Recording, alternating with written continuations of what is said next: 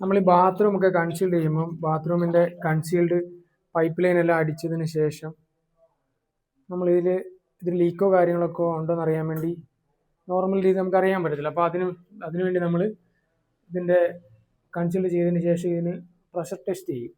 അപ്പം നമ്മൾ ഈ മെഷീൻ ഉപയോഗിച്ചിട്ടാണ് ഇതിനെ പ്രഷർ ടെസ്റ്റ് ചെയ്യുന്നത്. ഇതിന് ഹൈഡ്രോസ്റ്റാറ്റിക് പ്രഷർ ടെസ്റ്റിംഗ് ഡിവൈസ് എന്നാണ് പറയുന്നത്. ഈ മെഷീൻ നമ്മൾ വെള്ളമെല്ലാം ഫില്ല് ചെയ്തതിന് ശേഷം ഇത് നമ്മുടെ പൈപ്പ് നമ്മുടെ കൺസീൽ ചെയ്തേക്കുന്ന പൈപ്പുമായിട്ട് കണക്ട് ചെയ്തിട്ട് അതിൻ്റെ നെക്സ്റ്റ് പോർഷൻ നമ്മൾ ഇന്ത്യ നമ്മൾ അടച്ചു വെക്കും. അതിനുശേഷം നമ്മൾ ഇതിൽ പ്രഷർ കൊടുക്കും. അപ്പോൾ നമ്മൾ ഈ റീഡിങ്ങിൽ ഈ കാണിക്കുന്ന ഇതിൽ റീഡിങ് കാണിക്കും. നമ്മളൊരു 8 ബാർ ഇതിൽ പ്രഷർ കൊടുത്ത് നമ്മൾ സ്റ്റോപ്പ് ചെയ്ത് വെക്കും. അപ്പോൾ ഇതിൽ കിടക്കുന്ന വെള്ളം ഈ ട്യൂബിലൂടെ നമ്മുടെ ഈ പൈപ്പിലേക്ക് കയറി 8 ബാറിൽ ഈ പൈപ്പിലെല്ലാം വെള്ളം ഇങ്ങനെ സ്റ്റോറായിട്ട് നിൽക്കും.